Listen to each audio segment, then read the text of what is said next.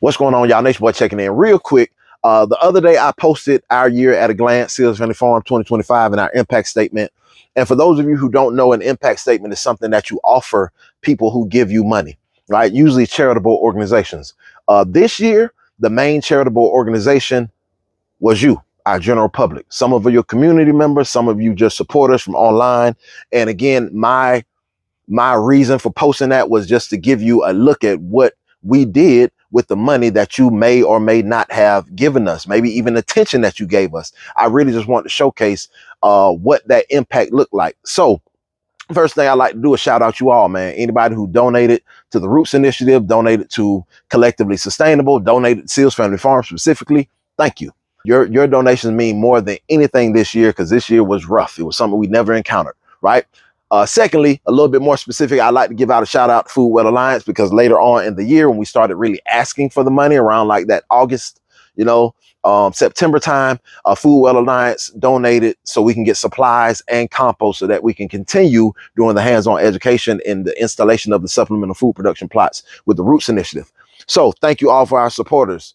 Definitely hit up collectivelysustainable.org, donate to the movement. If you hear anything in this video that resonates, please help us out that way. So I like to next shout out our partners. We had some wonderful partners this year. First partner on the list was Clayton County Public Schools. Clayton County Public Schools did a wonderful job of getting the youth here. We got to really talk about gardening and sustainability and how we can go forward as a community to make sure that we're food secure. Shout out to Peace in the Wild, who brought us into their outdoor curriculum. Thank you for allowing us to hold that space and trusting us to hold that space. We had veterans helping veterans. We had a chance to talk to veterans about the healing modality of gardening and agriculture, and really showing how that really is a transformative energy and how we can tap into it. We had Teens on Point fall through and give us hands-on demonstrations of tools, and they're opening their door for youth apprenticeships. So definitely tap in with Teens on Point as well. We had Well Educated Meadow Indiana, and we really didn't understand this micro school thing, and they really brought it to our forefront, and we had multiple micro schools visit our property because of them. So Well Educated, shout out to y'all. And lastly, Mama Celeste and Celestial Care. Not my real mama, y'all, but Mama Celeste to everybody. Mama Celeste was really our first partner, and we started the beginning of the year with her, and that's when we had our contract with the USDA. Everything was sweet, y'all. We had so many ideas of how we were going to impact our community. And we started with our classes once a month. We had, 2 classes a month, and we were just going along with our scheduled programming. But we were really excited because this was something that was going to benefit future farmers or people who just wanted to tap into the resources. Maybe they already had a farm track number. Anywho, y'all know DEI happened. And around May, we lost all of our funding. All of it. So we just started getting the funding in December or January, and we lost it in May. And that was really devastating because we had so many plans. We already spent the money on, you know what I mean? In your head, you already know what you're going to do, especially with this movement. So it was really horrible because not only was the funding cut from the farmers who were doing things like teaching, right? They were also cut from the farmers who were doing things like production. And then not only were the farmers cut off of subsidies, but now you had the EBT following suit, right? And WIC and all these other things. So I really felt a personal call to really do something about this and not let money be the barrier for the access to education that is much needed right now. So in that spirit, at that time, what we decided to do was really put our money where our mouth is. Editorially, we ain't had no money. What we tried to do is put our energy where our mouth is, went in and pulled from the community. And we really were amazed by the results because a lot of our community members jumped in with in-kind donations.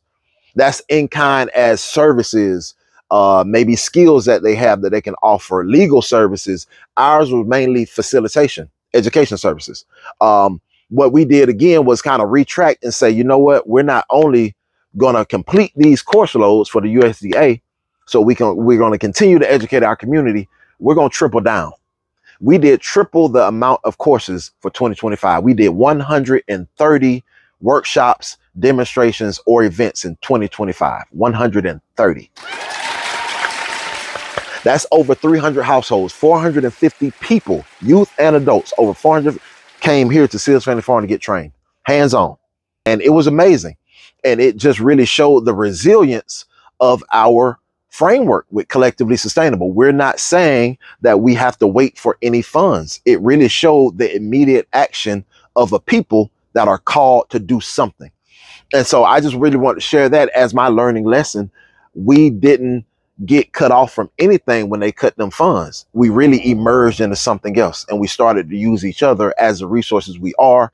And big shout out, I got to shout out my people, Dr. Sunjata and Dr. Tracy Simone, which they both handle like admin side. They also facilitate. And then we have CC Mitchell and Miss Bernice, who actually facilitated during our programs, Back to Basics, and others online and others in person. And lastly, we have Cynthia Mitchell, who helped with our back end, our website, make sure the classes were up there, make sure the information was getting out there, the email blast. And again, I'm just doubling, tripling back down on that. We are the resource. That was the most freeing thing that I understood with that whole issue with EBT and DEI and all this money getting pulled back. It shows that we still have the power to move forward.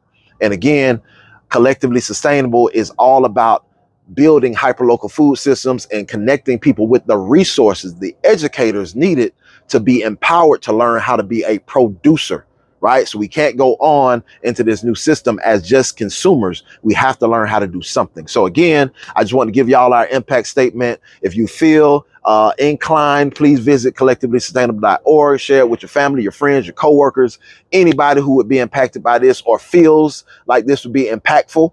And we would love to accept any donations on that page, and definitely encourage you to become a member of Collectively Sustainable and even bring this to your city, your backyard, your town. We show you how to do it. And again, these partnerships and collaborations are very much hyper local. There are people we really galvanize relationships with, and you can do the same.